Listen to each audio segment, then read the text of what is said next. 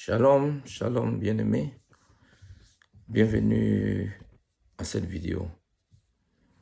Je voudrais donc partager ce petit sujet avec toi. Et il s'agit de la fête de Noël ou de la fête de la Nativité. Et parlant de cela, nous savons que dans le livre de Luc chapitre 2, la Bible nous parle de la sortie de Joseph et de Marie qui habitaient dans la ville de Nazareth. Le couple dont est parti parce que il y avait un recensement. Et ils devraient donc se rendre à Bethléem pour se faire recenser. Mais la Bible nous dit que, étant donc arrivé, le temps où Marie devait accoucher arriva. Et la Bible nous révèle ainsi que, dans Luc chapitre 2, du verset 6 au verset 15, il est écrit « Pendant qu'ils étaient là, le temps où Marie devait accoucher arriva, et elle enfanta son fils premier-né. Elle amaillota et le coucha dans une crèche, parce qu'il n'y avait pas de place pour eux dans l'hôtellerie. Il y avait dans cette même contrée des bergers qui passaient dans les champs les veilles de la nuit pour garder leurs troupeaux. Et voici un ange du Seigneur leur apparut, et la gloire du Seigneur resplendit autour d'eux. Ils furent saisis d'une grande frayeur. Mais l'ange leur dit, « Ne craignez point, car je vous annonce une bonne nouvelle, qui sera pour tout le peuple le sujet d'une grande joie. C'est qu'aujourd'hui, dans la ville de David, il vous est né un sauveur, qui est le Christ, le Seigneur. Et voici à quel signe vous le reconnaîtrez. Vous trouverez un enfant emmailloté et couché dans une crèche. » Et soudain, il se joignit à l'ange une multitude de l'armée céleste, louant Dieu et disant, « Gloire à Dieu dans les lieux très hauts, et paix sur la terre parmi les hommes qui l'agréent. » Lorsque les anges les eurent quittés pour retourner au ciel, les bergers se dirent les uns aux autres, « Allons jusqu'à Bethléem, voyons ce qui est arrivé, ce que le Seigneur nous a fait connaître. » Amen. Ainsi donc, bien-aimés, je voudrais donc que nous puissions noter une chose, que nous puissions comprendre ceci. C'est que la naissance de notre Seigneur Jésus-Christ est un moment très précieux dans la vie de tous les hommes et de toutes les femmes. C'est pourquoi l'ange a annoncé cela comme un sujet de joie, une bonne nouvelle qui doit être un sujet de joie pour tout le monde. Pourquoi? Parce qu'un sauveur nous est né. Jésus est venu comme sauveur. Alléluia. Si nous fêtons la fête de Noël, c'est parce que en ce jour-là, un sauveur nous a été donné. Et si nous continuons cette année à fêter la fête de Noël, ce n'est pas que un autre Jésus est né de nouveau. Il y a un autre enfant Jésus qui est né. Mais c'est surtout la fête anniversaire. C'est son anniversaire, si on peut le dire tout simplement. Alléluia. Est-ce que en fêtant la fête de Noël, est-ce que tu sais cela? Est-ce que tu sais que c'est l'anniversaire de Jésus? Alléluia. Et pourquoi fais-tu donc l'anniversaire de Jésus? Qui est Jésus pour toi?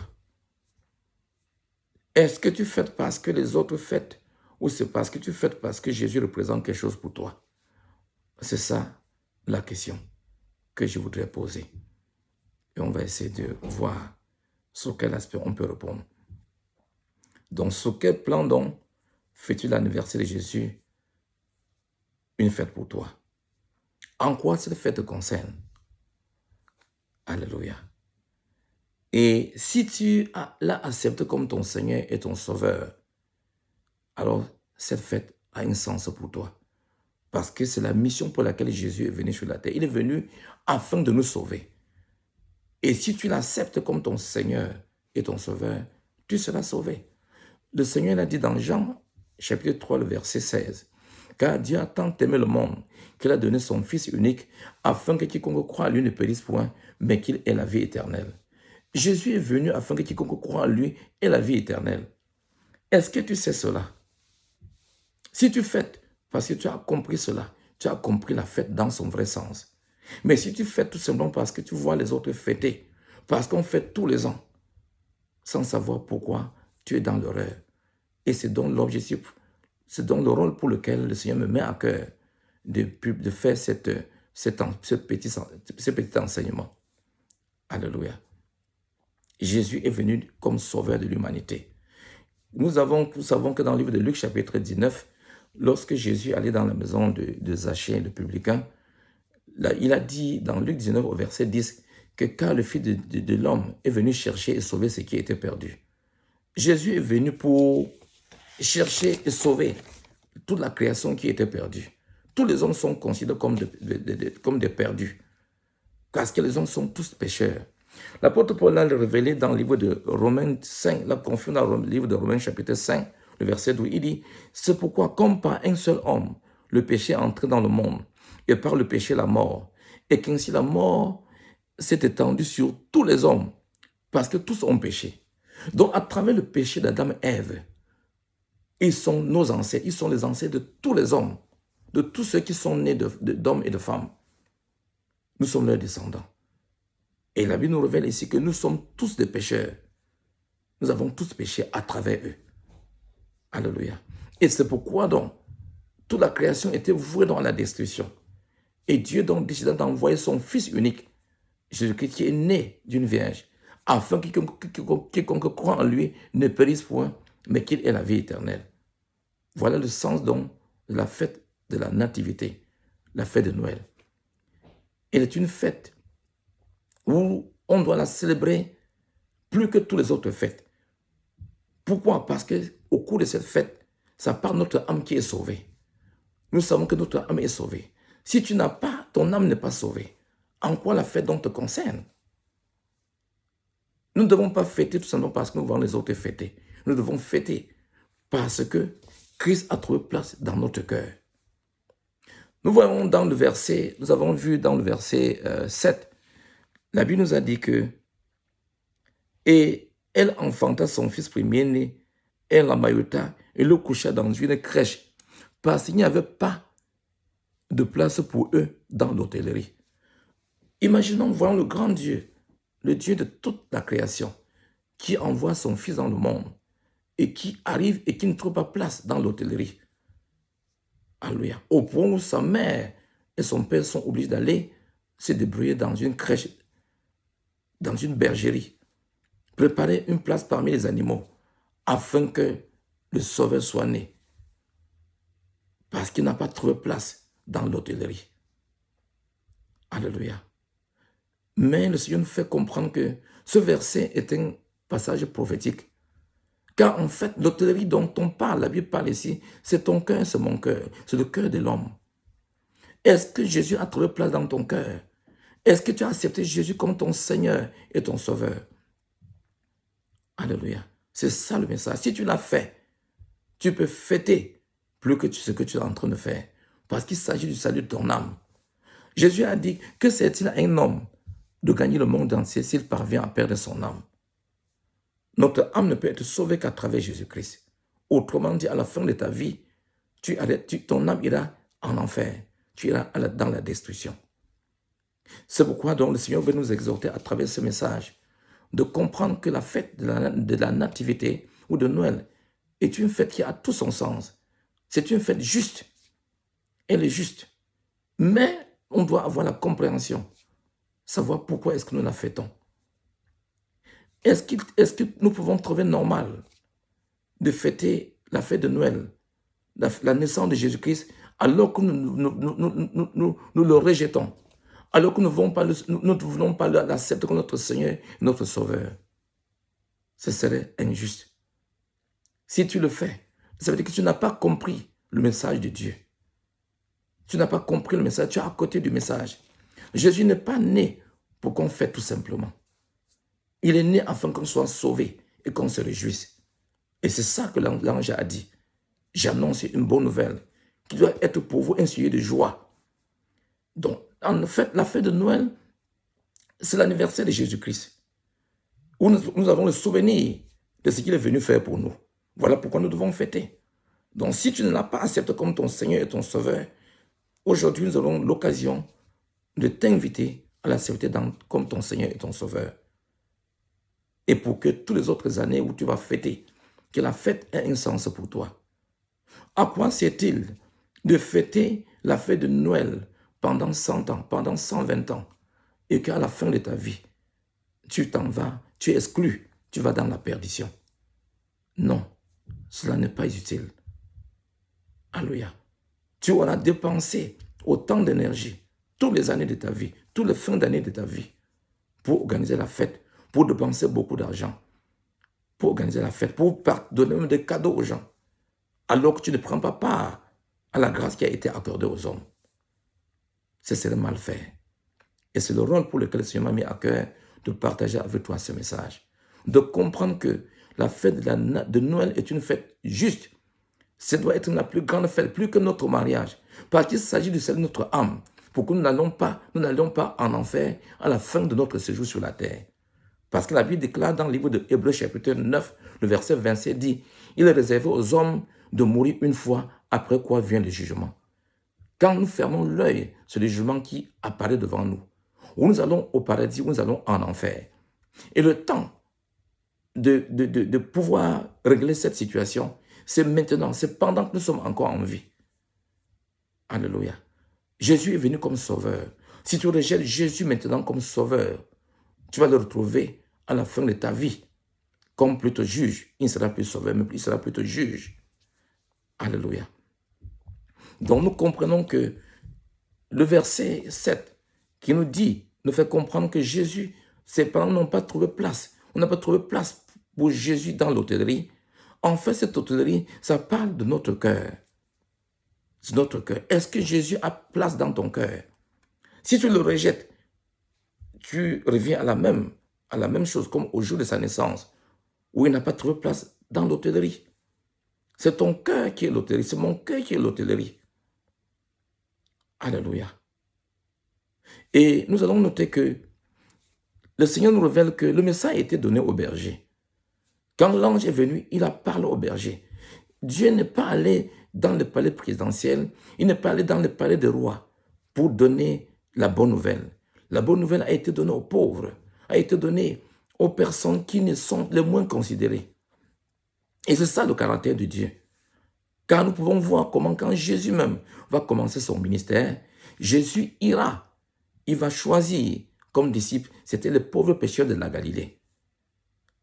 Alléluia. C'était des personnes sans instruction, presque. Alléluia. Donc Dieu est venu pour les pauvres. Dieu est venu pour ceux-là qui sont voués à la destruction. Il a dit lui-même que ce sont ceux qui sont malades qui ont besoin de médecins. Je ne suis pas venu pour ceux qui se portent bien. Alléluia. Et nous allons voir ensuite que le message, c'est le message du salut. C'est la mission de Jésus, la mission de sa naissance, c'est le salut. C'est pour nous sauver. Est-ce que tu es donc sauvé? Alléluia. Si tu es sauvé, gloire à Dieu. Mais si tu ne t'es pas encore sauvé, voici l'occasion de comprendre pourquoi Jésus est né. Il n'est pas né tout simplement pour que on s'échange des cadeaux, pour qu'on fait la fête, qu'on s'échange des cadeaux. D'ailleurs, c'est son anniversaire. S'il faut échanger des cadeaux, s'il faut donner des cadeaux, c'est à Jésus qu'on doit donner. Et non à nos voisins, et non à nos proches. Oui, on peut donner aussi à nos proches, parce qu'on est fier d'avoir eu Jésus comme sauveur, parce que notre âme est sauvée. Mais le cadeau, normalement, doit être pour celui pour qui l'anniversaire appartient. Et je pense que c'est ce que les mages avaient compris. Dans le livre de Matthieu, chapitre 2, du verset 10 au verset 11, on voit comment les mages, la Bible dit que les mages ayant trouvé l'étoile, c'est-à-dire ayant trouvé Jésus, quand ils ont retrouvé l'étoile qui avait localisé la maison où Jésus, l'enfant Jésus était, ils sont entrés, ils ont ouvert leur trésor. Ils ont donné de l'or, ils ont donné de l'argent, ils ont donné beaucoup de richesses, tout ce qu'ils avaient de précieux. Ça veut dire qu'en fait, la fête de Noël est une fête où on doit offrir des cadeaux. Mais je me rends compte que très souvent nous oublions la personne à qui nous devons passer le cadeau. Le cadeau doit venir d'abord être pour Jésus d'abord. Peut-être tu vas me poser la question, où est-ce que tu vas trouver Jésus pour donner ce cadeau? Dans sa maison. Va dans la maison de Dieu, va dans la maison de Dieu, présenter ton offrande. Donne ce que tu as de mieux pour Jésus dans sa maison pour que son évangile puisse avancer. C'est ça le message. Alléluia. Et quand tu auras fait cela, Tu pourras retourner maintenant, donner aux voisins, donner aux enfants, donner à tout le monde. À mon avis, si nous donnons les cadeaux uniquement aux membres de notre famille, aux personnes que nous aimons, et nous oublions Jésus-Christ, à mon avis, ce serait mal fait. Commençons donc par lui parce qu'il s'agit de son anniversaire. Aujourd'hui, c'est son anniversaire. Il y a quelques mois, c'était le mien. J'ai reçu mes propres cadeaux. Alléluia. Donc, je voudrais t'inviter, bien-aimé, à une prise de conscience en ce jour, de comprendre que Jésus est mort pour notre salut, pour le salut de ton âme. Voilà le sens de la fête que tu dois faire. Quand je ne connaissais pas le Seigneur, et comme beaucoup d'autres personnes aussi, le jour de Noël, on ne prononçait même pas le nom de Jésus dans notre maison. On ne savait pas ces choses. C'est juste pour te dire que c'est une grâce pour toi de comprendre ces choses en ce jour. Alléluia. De comprendre cette vérité. Combien est-ce qu'on peut compter combien de maisons dans lesquelles on fête, on a beaucoup investi, mais on ne prononce même pas le nom de Jésus. Il n'est même pas invité à la fête dans la maison. Pourtant, c'est son anniversaire. On partage le cadeau à tout le monde. Lui, il est à côté. Mais si on ne le voit pas, il est là. On partage, personne ne pense à lui. Je ne pense pas que c'est bien fait. Nous devons réfléchir autrement en écoutant ce message. Alléluia. Et comprendre que notre Seigneur, Jésus-Christ est venu pour notre bien. Donc la naissance de Jésus n'est une bonne nouvelle que pour celui qui peut profiter. C'est-à-dire qui peut avoir son âme sauvée. Ainsi donc, je voudrais t'inviter à la fin de ce message, si tu veux l'inviter dans ton hôtel, si tu veux l'inviter dans ton cœur, si tu veux qu'il trouve place dans ton hôtel, c'est-à-dire dans ton cœur, comme je l'ai dit, tu vas répéter ce message avec moi, tu vas répéter cette prière avec moi, cette petite prière avec moi. Alléluia. Parce que Jésus dit, l'apôtre Jean dit dans le livre d'Apocalypse chapitre 3, le verset 20, il dit, voici, me tiens à la porte et je frappe. Si quelqu'un entend ma voix et ouvre sa porte, j'entrerai chez lui, je souperai avec lui et lui avec moi. Jésus est en train de frapper à la porte de ton cœur ce soir. Il est en train de frapper à la porte de ton cœur ce matin pour t'inviter à ouvrir les portes de ton cœur. Si tu le rejettes, c'est tout de même comme le jour où il était né, où il n'a pas trouvé place à l'hôtellerie. Parce qu'en fait, cet hôtel, c'est ton cœur. L'apôtre Paul a dit que notre corps est le temple du Saint-Esprit qui habite en nous. C'est-à-dire Dieu habite en nous par le Saint-Esprit. Ainsi donc, bien-aimé, je voudrais que tu fasses cette prière avec moi. Tu vas dire, répéter à haute voix et avec foi. Père, j'ai écouté ta parole. Ta parole me révèle que le jour où tu fus né, tu n'as pas été reçu dans l'hôtellerie parce qu'il n'y a pas de place pour toi. Cette parole m'a fait mal. Et je prends l'engagement aujourd'hui. Je regrette cette situation.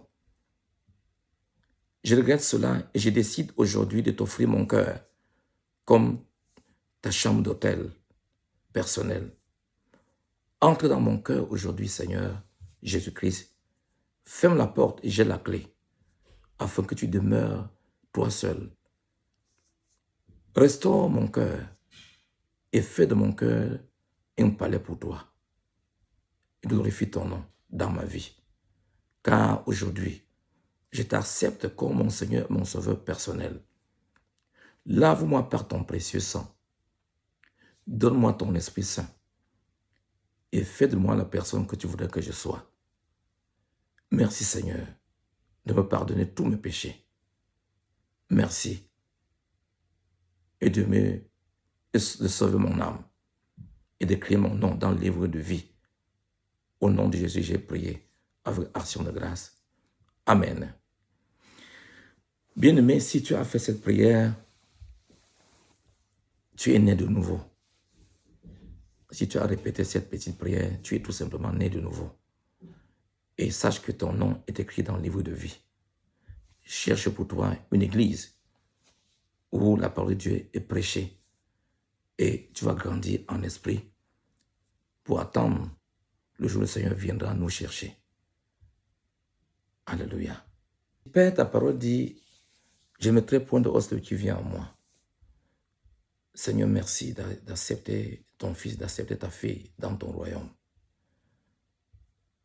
Il est écrit également, celui qui invoquera le nom de l'Éternel sera sauvé. Seigneur, nous avons invoqué ton nom, nous croyons que nous sommes sauvés. Que l'honneur et la gloire te reviennent. Merci Seigneur. Merci Père d'avoir envoyé ton Fils mourir à notre place et que l'honneur et la gloire te reviennent au nom de Jésus. Amen.